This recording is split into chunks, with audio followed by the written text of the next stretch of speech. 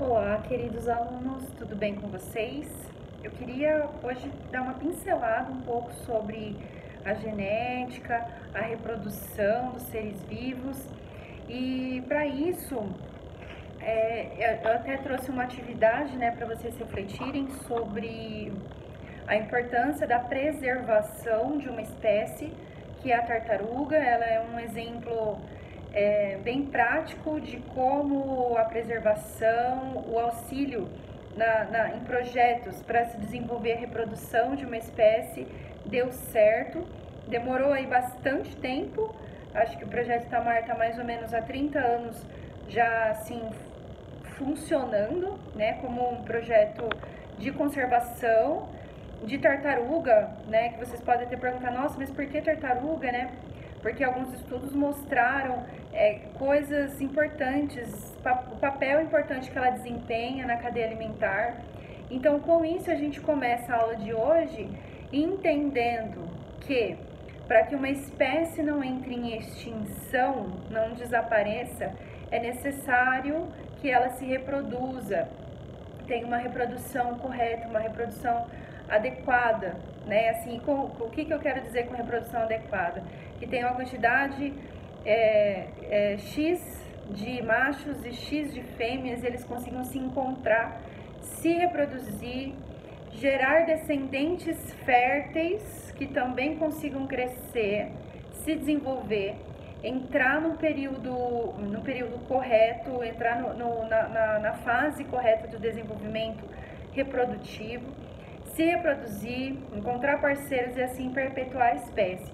Então nós entramos aqui um pouco, né, falando que para a gente ter uma noção sobre a genética, as bases genéticas da reprodução, né? Então começa que algumas células, alguns seres vivos são formados por uma única célula, que seria, vamos supor, organismos unicelulares. Então nós temos células procariontes, como bactérias, células eucariontes, como fungos, como algas, que são seres vivos, só que eles são apenas uma única célula, mas eles se reproduzem normalmente, né, alguns de forma assexuada, então não precisa de, digamos assim, não tem macho e fêmea, né, mas eles se reproduzem de forma assexuada. Então um indivíduo faz o tipo de reprodução assexuada em que forma descendentes iguais, geneticamente iguais. E aí o que seria, né, esse geneticamente igual? Seria a gente dizer que o DNA desse indivíduo, que a gente vai chamar de indivíduo célula-mãe, indivíduo parental, ele se divide, né, ele se duplica e essa célula se divide. Então nós temos aí que muito importante na jogada da reprodução, né, nesse assunto sobre reprodução, é o código genético, que independente se for uma célula se for um ser vivo unicelular ou se for um ser vivo pluricelular como nós, o código genético é muito importante. Voltando para o nosso organismo unicelular, esse DNA se duplica dentro da célula e essa célula se divide em duas. E nós temos, muitas vezes, né, esse tipo de reprodução esse tipo de reprodução é chamada assexuada, mais frequente nos organismos unicelulares. Não precisa de formação de gameta, então as estruturas são muito simples, esses seres vivos. Agora, conforme os animais, os seres vivos ainda, não necessariamente animais, porque pode englobar plantas também, ficam mais complexas, aumenta também a complexidade das estruturas, e aí, consequentemente, precisa de gametas, precisa de regiões específicas para a formação desses gametas, precisa liberar esses gametas na água, ou então acontecer uma fecundação interna, né? A fecundação externa, quando libera na água, libera no ambiente, não necessariamente na água, né? Libera no ambiente, ou então uma fecundação interna, e, enfim, se o encontro dos gametas vai ser então dentro da fêmea ou se vai ser no ambiente, por isso, né, uma fecundação interna ou externa. Mas enfim, mesmo com formação de gametas, é muito importante nós termos essa noção de que o DNA, ele tá muito ligado, na verdade, tipo, 100% ligado às características daquele ser vivo e quando esse ser vivo se reproduz, as características dele vai passar para a prole.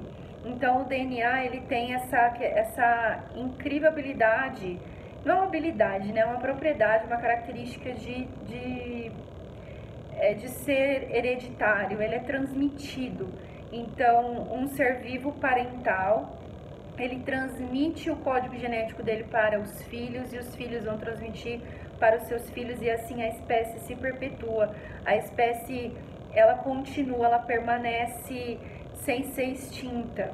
E é através, então, da perpetuação, da transferência das características genéticas que são adequadas àquelas condições ambientais. Então, eu deixei também para vocês assistirem uma aula sobre DNA, sobre o código genético, nós temos aqui também no canal para você assistir. Vou deixar disponibilizado o link para vocês.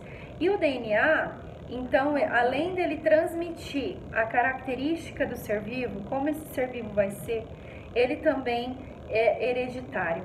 Ele é transmitido para as próximas gerações. Isso é muito importante, ok?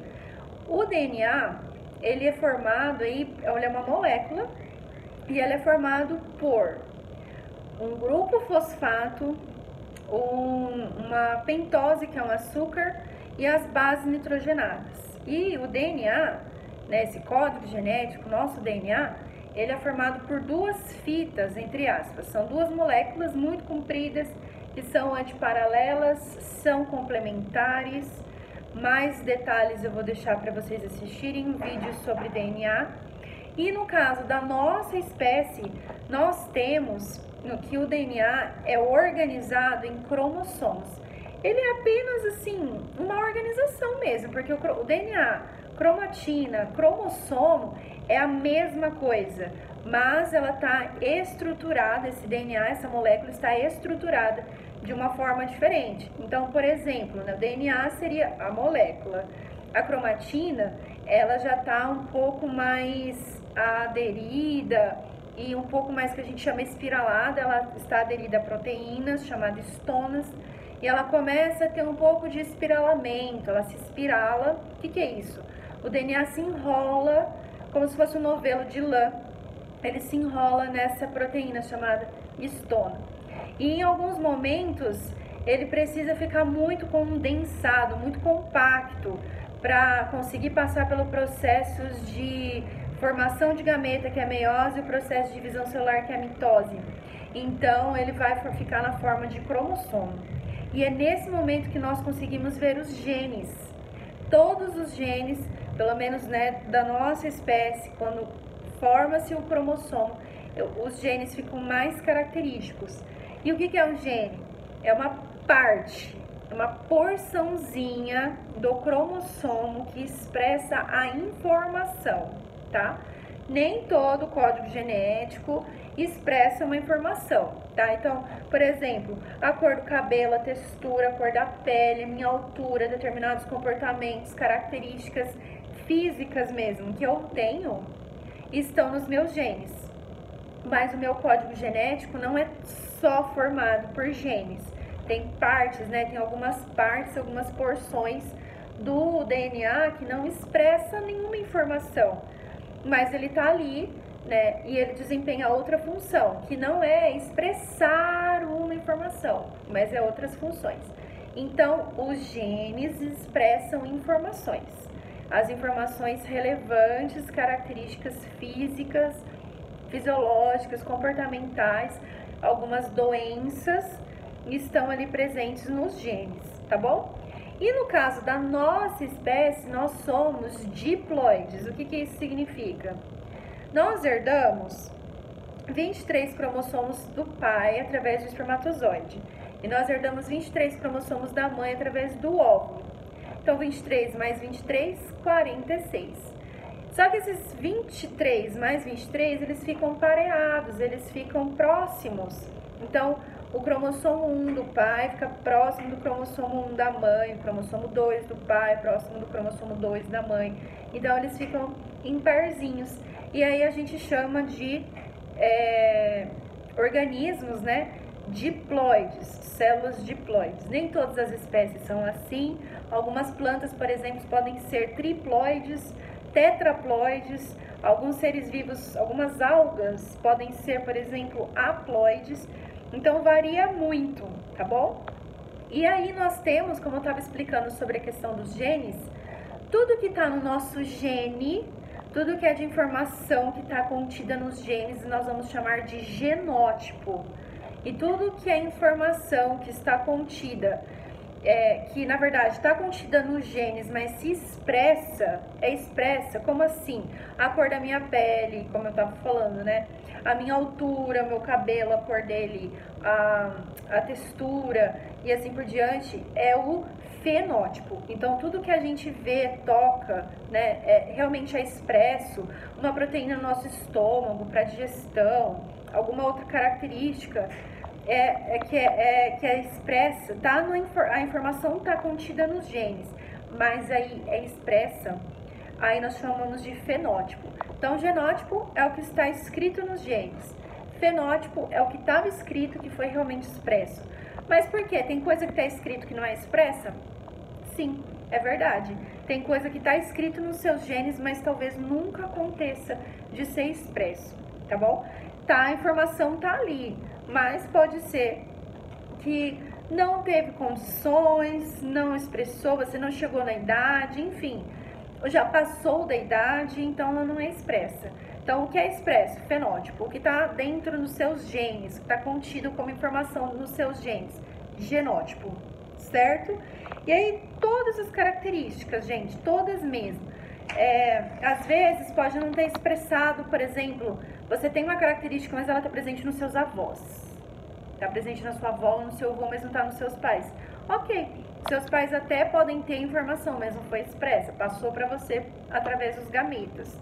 Gameta é sempre haploide, como eu estava falando para vocês. Nós temos 23 cromossomos paternos e 23 cromossomos maternos.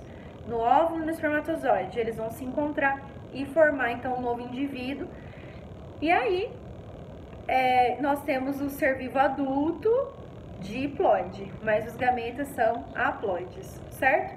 Existem diferentes tipos de reprodução, como eu estava falando, né, um pouquinho sobre a reprodução assexuada. A reprodução assexuada, por exemplo, ela não requer, não há necessidade, não tem como, não se forma gameta, tá? Ela é simplesmente a manutenção daquela informação, tá? Não tem aí uma formação de gametas, não tem essa necessidade. Porque lembrando, né, formação de gameta requer que haja a meiose.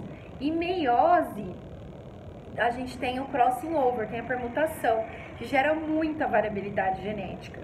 A reprodução assexuada, o tchan do negócio, o legal dessa reprodução é a perpetuação daquela característica.